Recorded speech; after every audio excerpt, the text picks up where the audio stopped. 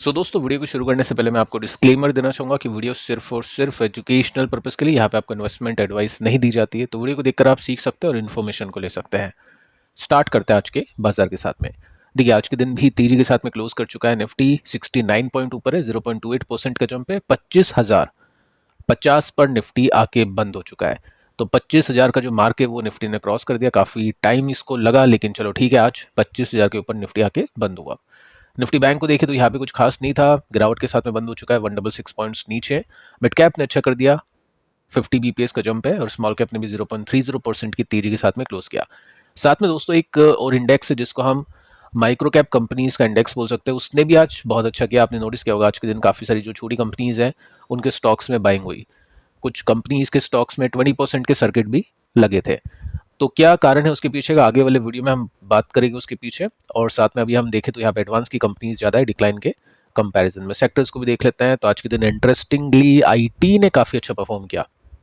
IT के ऊपर बातचीत करते हैं, क्या हो गया इसको, वैल्यूएशन क्या है, क्या बॉटम आउट ये हो चुका है या फिर नहीं, उसको चेक करते हैं। निफ्टी एफएमसीजी आप देख सकते हैं यहाँ पे भी अच्छा कर चुका है। रियल्टी भी तेज है और फार्मा अंडर परफॉर्म। पिछले 2-3 दिन से ये अंडर परफॉर्मेंस आपको दिखा रहा है। मीडिया नीचे, फाइनेंशियल सर्विसेज नीचे, बैंक, सरकारी बैंक्स आज नीचे आके बंद हो चुके हैं। देखिए दोस्तों, आज के दिन एक कंपनी है जिसका नाम है रेगल। इसकी लिस्टिंग हो चुकी है, 38% ऊपर जाके इसने क्लोजिंग दी है।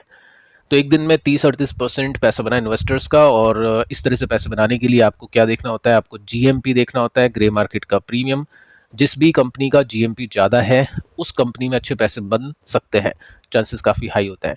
अब कल का वीडियो आप देख लेना, उसके अंदर जितने भी अभी आईपीओ ओपन है मार्केट के अंदर, तकरीबन 4-5 आईपीओ ओपन है, उसको मैंने आपको बताने की कोशिश की। उसमें जीएमपी किस आईपीओ में कितना है। 2 आईपीओ है जिनमें ज़्यादा जीएमपी है बाकियों के कंपैरिजन में, तो वो चीज़ आप इसमें चेक कर सकते हैं कल के वीडियो में। बाकी लिस्टिंग अच्छी इसमें हुई है। तो क्या आपने इसकी एप्लीकेशन लगाई थी, आपको आईपीओ मिला, आपने प्रॉफिट बुक किया, या फिर आप होल्ड कर रहे हो, आप चाहे तो नीचे कमेंट करके बता सकते हैं। अब देखिए दोस्तों, आगे चलते हैं। एक बड़ी न्यूज़ आपको देना चाहूँगा जो कि हम वेट कर रहे थे काफ़ी समय से। देखो, रशिया और यूएस के बीच में तो कुछ खास डिस्कशन हुआ नहीं, कुछ खास आउटकम निकला नहीं, लेकिन रशिया और इंडिया के बीच में डेफिनेटली यहाँ पे डिस्कशन भी हो चुका है और आउटकम भी निकल चुका है।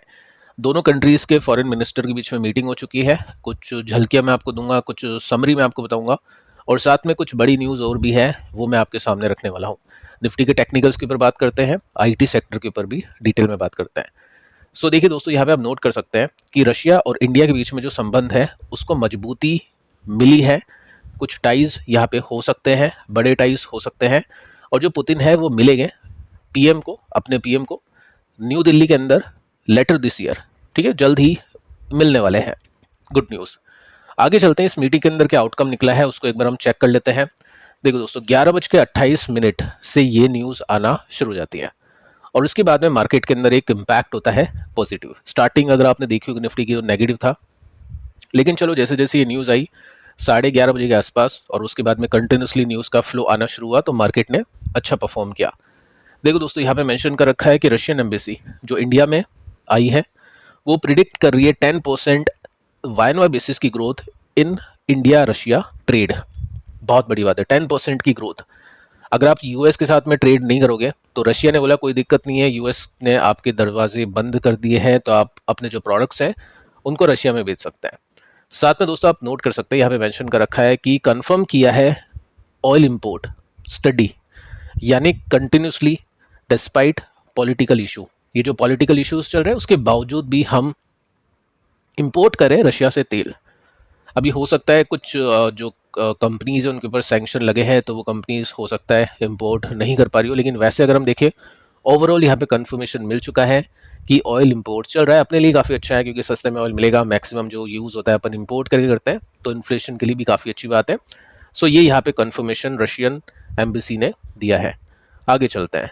साथ में दोस्तों आप देख सकते हैं यहाँ पे मेंशन कर रखा है कि प्लान कर रहे हैं एलिमिनेट मोर ट्रेड बैरियर्स। अब जो भी टैरिफ होते हैं वो ट्रेड बैरियर्स होते हैं, उसको हटाने की प्लानिंग चल रही है क्योंकि यूएस के साथ में संबंध अच्छे नहीं है, तो ऑब्वियस है रशिया के साथ में कुछ ना कुछ हो सकता है पॉजिटिव। साथ में दोस्तों आप देख सकते हैं एक और बड़ी खबर यहाँ पे आपको देखने को मिलेगी जिसमें ट्राइलेटरल टॉक्स के बारे में बातचीत की है। बायलेटरल ट्रेड आपको बताइए 2 कंट्रीज के बीच में होता है, और ट्राइलेटरल ट्रेड हम बोल सकते हैं 3 कंट्रीज के बीच में होता है।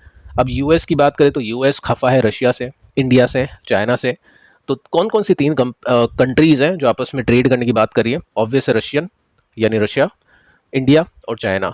सो ये भी काफ़ी बड़ी खबर है और इसके हिसाब से आज के दिन मार्केट ने काफ़ी अच्छा परफॉर्म किया। देखिए ये 11 बजे से लेकर कंटिन्यूसली न्यूज़ आना शुरू गई थी, 12 बजे तक की न्यूज़ अभी मैं आपको बता चुका हूँ। आगे चलते हैं।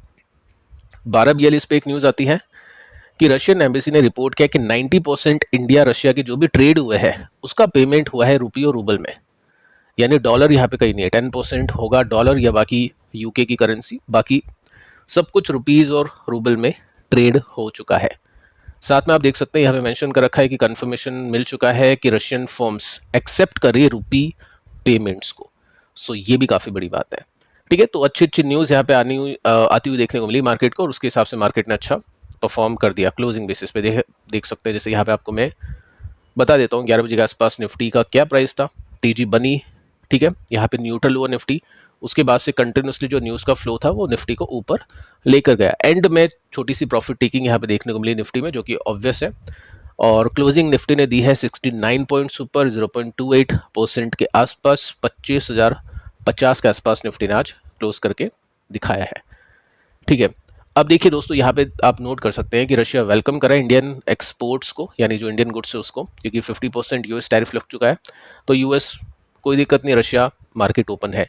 लेकिन दोस्तों इसको आपको इस तरह से देखना पड़ेगा कि रशिया की जो इकोनॉमी है, रशिया का वहाँ पे जो कंजप्शन है, रशिया की जो पॉपुलेशन है वो यूएस के कंपैरिजन में कम है। मतलब जो जितना बड़ा एरिया है उसमें जो डेंसिटी है उतनी नहीं है, काफ़ी कम है।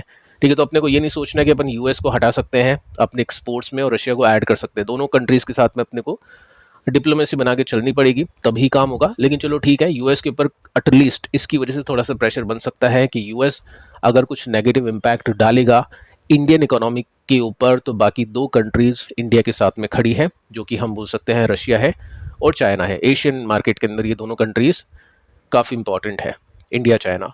अब देखिए दोस्तों, यहाँ पे मेंशन हो चुका है इंडिया चाइना ट्रेड टाइज। ठीक है, तो ये सब चीज़ें ट्रंप को डेफिनेटली एक झटका पहुंचाने के लिए काफ़ी है। और जैसे ही हमने एक न्यूज़ पढ़ी थी कि ट्रंप रिकंसीडर कर रहा है, वापस से विचार कर रहा है कि 25% की जो पेनल्टी लगाई है उसको हटाए या नहीं हटाए, जो कि 27 तारीख से लागू होने वाली है। अगर वो हट जाती है तो मार्केट जिस तरह से ऊपर आया है कंटिन्यू रहने की एक्सपेक्टेशन करेगा इन्वेस्टर, और अगर नहीं हटती है तो ठीक है, मेरे हिसाब से न्यूट्रल तो रहेगा मार्केट, क्योंकि जो भी जीएसटी रिफॉर्म होएगे उसकी वजह से मार्केट को एक प्लस मूव मिला है। साथ में दिवाली भी आ रही है, तो कंजप्शन भी दिवाली को बढ़ सकता है। दिवाली तीजी आप बोल सकते हैं या कंजप्शन तीजी आप बोल सकते हैं, वो हो सकता है मार्केट में देखने को मिल जाए। अब जैसे देखो निफ्टी पे आते हैं। निफ्टी में मतलब जो भी यहाँ पे नेगेटिविटी थी वो यहाँ पे एंड हो जाती है, उसके बाद में तीजी बनती है। ठीक है, तो यहाँ पे निफ्टी था बुलिश, यहाँ पे था बैरिश। अब ये जो निफ्टी का ट्रेड था या ट्रेंड था वो बैरिश था, लेकिन जैसे निफ्टी ने पिछले 2-3 दिन में यहाँ से अच्छा परफॉर्म किया है, ब्रेकआउट दिए हैं, रिवर्सल्स दिए हैं, वैसे ही निफ्टी का ट्रेंड पॉजिटिव हो चुका है। मतलब डेटा के हिसाब से जितना निफ्टी, एक सेकेंड में आपको यहाँ पे दिखा देता हूँ, जितना निफ्टी यहाँ पे बैरिश बना हुआ था, यानी हम बोल सकते हैं 90% निफ्टी बैरिश था, 10% बुलिश था। अब यहाँ पे क्या हो चुका है, 80% निफ्टी बुलिश हो चुका है, 20% बैरिश हो चुका है। ठीक है, तो ये जस्ट एक ट्रेडर के लिए इंपॉर्टेंट है ताकि उसको ट्रेड या ट्रेंड आइडेंटिफाई करने में आसानी हो जाए। वो चीज़ों को देखे, टेक्निकल्स को देखे, सिचुएशन को देखे, कॉम्बिनेशन बैठा है, उसके बाद में कुछ कंक्लूजन पे उतरे। ठीक है, तो यहाँ पे आप देखोगे ना, तो एक सबसे अच्छी बात ये थी कि एक बॉक्स बना हुआ था, ऊपर बार बार हिट कर रहा था, जो मैं आपको बता चुका था कि जब भी कोई भी स्टॉक या कोई भी इंडेक्स रेसिस्टेंस पे हिट करता है बार बार, तो उसके ब्रेकआउट होने के चांसेस बनते हैं। कोई बार बार सपोर्ट लेता है तो उसको ब्रेक डाउन होने के चांसेस बन जाते हैं। सो यहाँ पे ब्रेकआउट हुआ अच्छी न्यूज़ के बाद में। उसके बाद में आपने देखा कि इसके लो को नहीं तोड़ा, और आज का जो हाई था ना वो, या आज की जो क्लोजिंग थी वो पिछले हाई के ऊपर थी, यानी स्टिल एक ब्रेकआउट आज भी निफ्टी में देखने को मिला है। सो पैटर्न अच्छा है, और निफ्टी जितना बैरिश था अब उतना बैरिश नहीं है। निफ्टी हम बोल सकते हैं टेक्निकली निफ्टी अब रिवर्स हो चुका है, निफ्टी अब बुलिश हो चुका है। सो क्वेश्चन ये बनता है कि यहाँ से यहाँ तक निफ्टी जाएगा या नहीं जाएगा, किसी को नहीं पता है, लेकिन हाँ चांसेस आर वेरी हाई, क्योंकि यहाँ पे जो पैटर्न है वो रिवर्स हो चुका है। सो अब दोस्तों बात करते हैं निफ्टी आईटी के ऊपर। देखो आज के दिन निफ्टी आईटी ने अच्छा परफॉर्म किया। ठीक है, पिछले 2-3 दिन से अपन देख पा रहे हैं निफ्टी आईटी ने अच्छा परफॉर्म नहीं किया। एक और पॉइंट आप नोट करो, अगर निफ्टी के ऊपर जाना है, निफ्टी को अपने ऑल टाइम हाई को हिट करना है या एक स्विंग पैटर्न बना के दिखाना है, तो आईटी का मेजर रोल वहाँ पे होगा। निफ्टी का कितना परसेंट आईटी है आप कमेंट करके बता सकते हैं। बाकी निफ्टी में 3 जो सेक्टर्स है वो बहुत ज़्यादा वेटेज लेके चलते हैं, मोर देन 50% आप बोल सकते हैं। आईटी हो गया, फाइनेंस हो गया और कंजप्शन हो गया। ये रिलायंस को भी आप कंजप्शन में इंक्लूड करो क्योंकि ऑयल के हिसाब से वो दिखाता है, लेकिन रिलायंस के अंदर और भी कैटेगरीज है, ऑयल के अलावा भी काफ़ी सारी कैटेगरीज है। ठीक है, तो जो 3 कंपोनेंट है ना वो निफ्टी को काफ़ी ज़्यादा इम्पैक्ट करते हैं। तो आज आपने देखा आईटी ने अच्छा परफॉर्म किया। अब इसमें आप नोट कर सकते हैं आईटी ने क्रॉस कर दिया 35,500 का लेवल।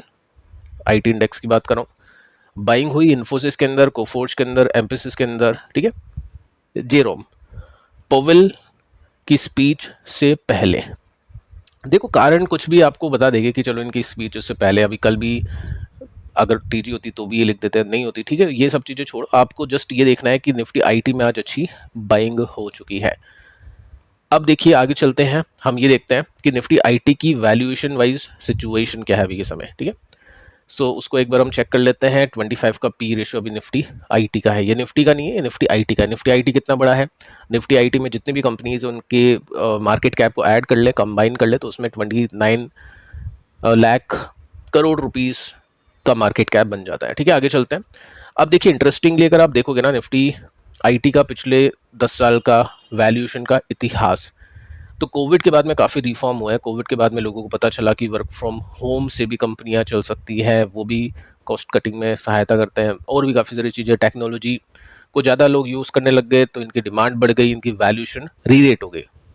ठीक है, तो यहाँ पे आप देखोगे ना, तो यहाँ पे आपको दिखाई देगा कोविड से पहले जो निफ्टी आईटी का टॉप हुआ करता था, जो रेसिस्टेंस हुआ करता था, उसको ब्रेकआउट करने के बाद में वही रेसिस्टेंस सपोर्ट बन गया।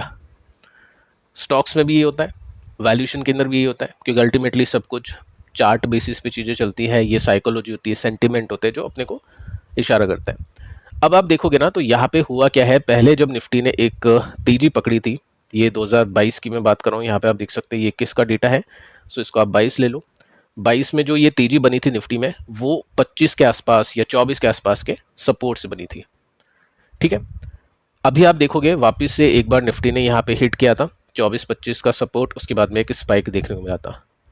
वापस से निफ्टी अभी उसी लेवल पे आ चुका है। तो ये जो वैल्यूएशन है फिलहाल के लिए, अभी जो सिचुएशन टोटल मार्केट की, ओवरऑल टेक मार्केट की, उसके हिसाब से मार्केट को ये वैल्यूएशन सही लगती है, तभी इस वैल्यूएशन पे बाइंग हो जाती है। मैं ऐसे नहीं कह रहा हूँ ये वैल्यूएशन कम नहीं होगी या ज़्यादा होगी, किसी को कुछ नहीं पता है, लेकिन अभी का जो डेटा देखे उसके हिसाब से हमको यही इंडिकेशन यहाँ पे देखने को मिल जाता है।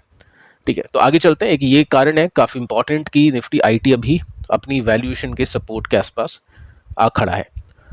ठीक है, अब देखिए निफ्टी आईटी में कौन कौन सी कंपनीज है। आप मतलब कंपनीज तो ठीक है काफ़ी सारी आप चेक कर लेना, लेकिन टॉप कंपनीज आज किसने अच्छा परफॉर्म किया है। इन्फोसिस ने 4% की तेजी, टीसीएस जैसी बड़ी कंपनी ने 3% के आसपास का जंप, एम्फोसिस आप देख सकते हैं, यहाँ पे कोफोर्ज आप देख सकते हैं, परसिस्टेंट देख सकते हैं। ये दोनों कंपनीज तो है ही क्वालिटी कंपनी, बहुत अच्छे पैसे इनमें ऑलरेडी इन्वेस्टर के बन चुके हैं एआई की वजह से, लेकिन अभी भी काफ़ी अच्छी ग्रोथ यहाँ पे आने की तैयारी बन रही है। ठीक है, अब आप देखोगे ना, तो यहाँ पे जो तेजी बनी थी, ये जैसे मैं आपको बता रहा हूँ 22 से ये जो तेजी बनी थी, ये 24 के पी पर बना था। ये बीच बीच में आप देखोगे ना, तो यहाँ पे भी आपको दिखाई देगा 24 का पी, लेकिन अब 24 का भी ऊपर हो गया। कैसे? यहाँ पे भी 24 का पी था, यहाँ पे भी 24 का पी था, अब यहाँ पे भी 24-25 का पी है। तो अगर किसी ने इस 24 के पी पर खरीदा होगा, तो आज के दिन 24 के पी पर खरीदने पर उसको महंगा लेना पड़ रहा है। ऐसा कैसे हो गया? क्योंकि कंपनी की अर्निंग्स बढ़ रही है, कंपनी का प्रॉफिट बढ़ रहा है। अगर कंपनी का प्रॉफिट नहीं बढ़ता तो वापस से आईटी को यहाँ पे आना पड़ता 24 का या 25 का पी देने के लिए। ठीक है, तो वो सब चीज़ें आपको पता होनी चाहिए। अब देखिए निफ्टी आईटी का सपोर्ट कहाँ पे है, यहाँ पे सपोर्ट बना, तो कायदे से निफ्टी को यहाँ पे आना चाहिए था। ठीक है, ये रेसिस्टेंस निफ्टी ने लिया, लेकिन यहाँ पे नहीं आके पहले से ही एक रिवर्सल का इंडिकेशन निफ्टी आईटी ने दिया है। कैसे पता चला? अगर आप देखोगे तो यहाँ पे नीचे आते आते निफ्टी रुका, अपर सपोर्ट लिए इसने, और आज के दिन इसको एक ब्रेकआउट मिला है। अब सपोर्ट कहाँ पे है उसके लिए हम इस बेस को अपन ने पहले ही तैयार कर लिया। यहाँ पे हमने लाइन को खींचा और इसमें देखा ये सपोर्ट है, लेकिन जैसे अपने को पता चला कि यहाँ से भी निफ्टी को एक तेजी मिली है, तो इस बेस को अब हम सपोर्ट का बेस मान सकते हैं। ठीक है, अगर ये निफ्टी को ब्रेकडाउन मिलता है तो मेजर ब्रेकडाउन वो होगा, नहीं तो ये लाइन जो ये वाली लाइन सपोर्ट का काम कर सकती है। सो देखो दोस्तों, आज तो मिला है इसको ब्रेकआउट, क्योंकि मेरे हिसाब से वैल्यूएशन अट्रैक्टिव लगी होगी मार्केट को, इसके हिसाब से कुछ बाइंग यहाँ पे मार्केट ने निफ्टी आईटी में की है। अब देखिए दोस्तों, क्वेश्चन बन जाता है कि निफ्टी आईटी में क्या क्या ऑप्शंस होते हैं इन्वेस्टर्स के पास में। ठीक है, इन्वेस्टर के पास में होते हैं डायरेक्ट स्टॉक्स, जिनमें ऑब्वियस है अच्छे स्टॉक्स लेने पर अच्छे पैसे बनते हैं, उससे ज़्यादा पैसे तो कहीं बनते नहीं है, डिविडेंड के फायदे इनमें मिलते हैं। और म्यूचुअल फंड, ठीक है, अगर किसी को डायरेक्ट स्टॉक में पैसे नहीं बन रहे हैं, क्योंकि अभी मार्केट ऐसा है, प्रॉफिट बुक भी करना है, ये सब चीज़ें मार्केट के अंदर चल रही है, तो वो क्या कर सकता है, वो अपना 50% पैसा फंड में लगा दिया, 50% पैसा डायरेक्ट स्टॉक्स में लगा दिया। आईटी की बात करूँ, बाकी कोई भी और सेक्टर जिसमें आपकी पकड़ ज़्यादा है तो उसमें डायरेक्ट में ज़्यादा पैसे लगा दिए। ठीक है, तो ये सब चीज़ें आप देखोगे ना, तो यहाँ पे आपको पता चलेगा कि पिछले 5 साल में निफ्टी आईटी ने 97% के रिटर्न्स दिए हैं पिछले 5 साल में, जबकि आईसीआईसी प्रू टेक ने 180% के रिटर्न्स दिए, एसबीआई टेक अपॉर्चुनिटी ने 196% के रिटर्न्स दिए। आई थिंक एसबीआई में कुछ कुछ कंपनीज यूएस मार्केट की भी है। ठीक है, तो वो सब चीज़ें आप देख लेना, जस्ट मैं ऑप्शन बता रहा हूँ, ऐसा नहीं कि आपको ये खरीदना बेचना है, कि मार्केट में किस तरह के ऑप्शंस अवेलेबल होते हैं। सो डिपेंड करता है दोस्तों इन्वेस्टर के ऊपर कि इन्वेस्टर किस वे में किस तरीके से जाना चाहता है। बाकी आप कमेंट करके बता सकते हैं कि आपने आईटी में इन्वेस्ट कर रखा है तो कौन कौन सी टेक कंपनीज, आईटी कंपनीज आपके पास में है। क्या आपको लगता है कि आईटी कंपनीज का बॉटम बन चुका है, आईटी कंपनीज में कुछ जंप हम देख पाएंगे, या फिर आपको लगता है कि वापस से स्टॉक अपने सपोर्ट पाएंगे? कमेंट करके आप बता सकते हैं। सो फिलहाल इस वीडियो में इतना ही, मिलते हैं नेक्स्ट वीडियो में, तब तक के लिए बाय बाय।